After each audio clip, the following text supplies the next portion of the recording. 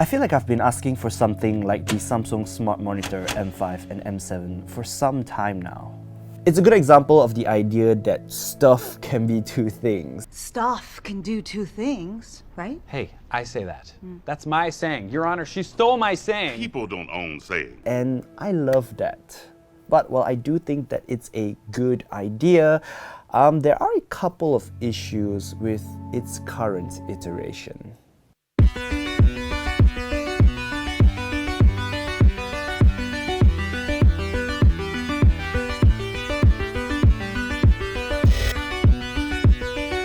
Samsung basically took their refined Tizen smart TV operating system and slapped it onto two different monitor screens. You've got the more affordable and accessible M5 that tops out at Full HD, and the more expensive M7 which kicks resolution up to 4K.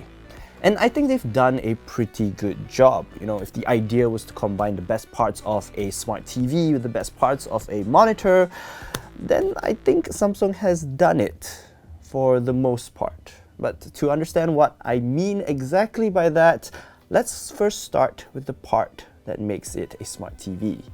The most obvious difference between this and your typical monitor is that this smart monitor comes with a remote. Depending on which model you get, you'll get a slightly different remote, but functionally they're identical. What I like most about having a remote for a regular monitor is that you can make all your display tweaks and settings without needing to fiddle around with tiny unmarked buttons below the display or with a finicky joystick. It also makes it really easy to switch between using it as a typical monitor and as a smart TV. Just hit the home button and you'll be greeted with a small menu that will give you quick access to the pre-installed apps as well as any and all settings. Here you can immediately switch to one of those apps without interrupting your workflow on your connected computer. The remote also has pre-programmed buttons for Netflix and Amazon Prime Video that will bring you directly into each app, which is super convenient. This made switching between working and taking a quick Netflix lunch break happen at the touch of a button. On top of that, the VA panel Samsung has bundled with the M5 and M7 monitors is more than good enough if you treat it like a small TV. Kick a little back from your usual computer seating position and I think you'll have a great experience, especially on the larger M7 with the 4K panel. Colors and contrast looked great when I was watching content on Netflix, though the panel isn't quite what I'd call state-of-the-art, as it only has a max brightness of 250 nits. Would I have liked a brighter panel? Yes, absolutely. But I have to say that even after a few weeks with it, and even in the brightly lit Search and Show offices, I didn't really have much of an issue with watching smart TV content on it. What I particularly liked about the smart TV half of these monitors are their built-in speakers. I'm not sure about your experiences, but for me, built-in monitor speakers have always been terrible. They're like there for the sake of being there. But on the Samsung M5 and M7 smart monitors, you get speakers that are much closer to the built-in speakers you'd find on a TV instead of a monitor. But you could make the argument that it's the best. And after spending a little over a day with this smartphone, I think it's now my favorite flipping smartphone. And that's because of three reasons. Number one, the form.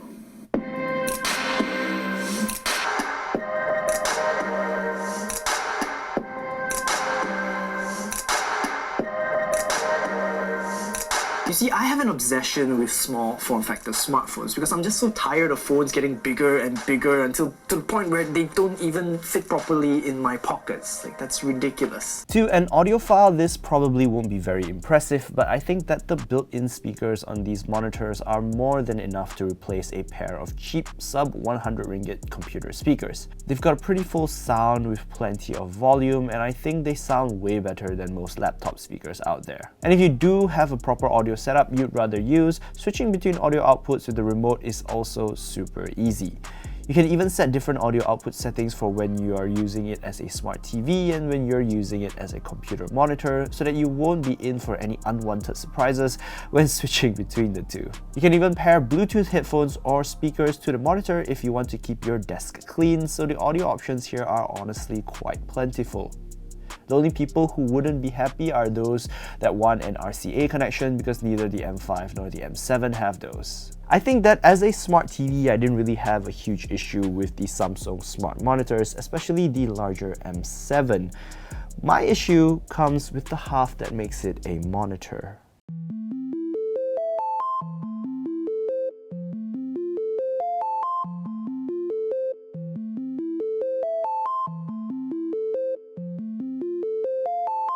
For starters, the Samsung Smart Monitor M7 comes with an atrocious monitor stand. It's small, short, and wobbles when you type with it on the table.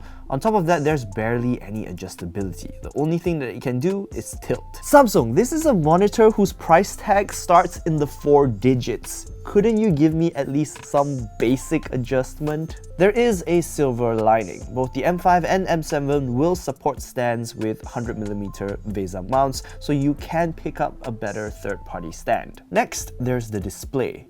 While I think it's pretty good for viewing content like you would on a smart TV, this doesn't seem to translate well when you're using it as a monitor.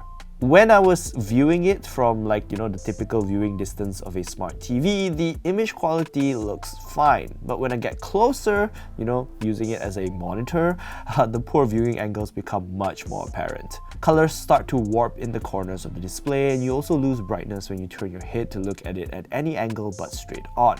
The monitor also doesn't look well color calibrated out of the box, and the picture mode presets are now limited to just dynamic and standard. You can dive into the settings and tweak the individual RGB tones in the color temperature setting. So if you are someone who wants something super color accurate for color work, you might want to have it calibrated before you use. Now let's talk about the ports, and with this there is some good news and some bad news.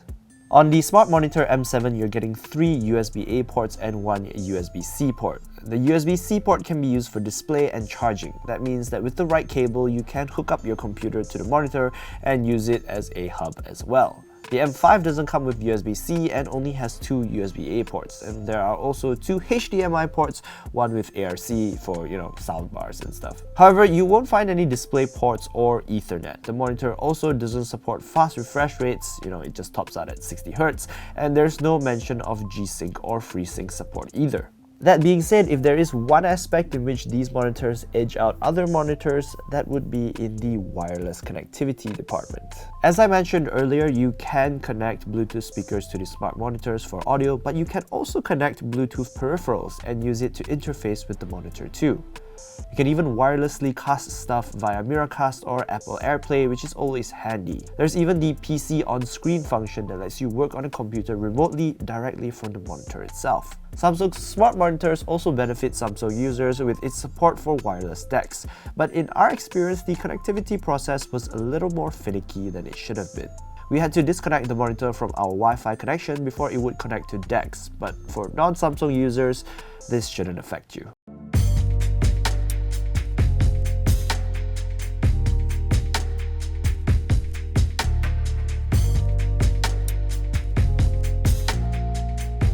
After my month with Samsung's new smart monitors, I found that they perform much better as small smart TVs than they do as monitors, especially the larger 32-inch Smart Monitor M7.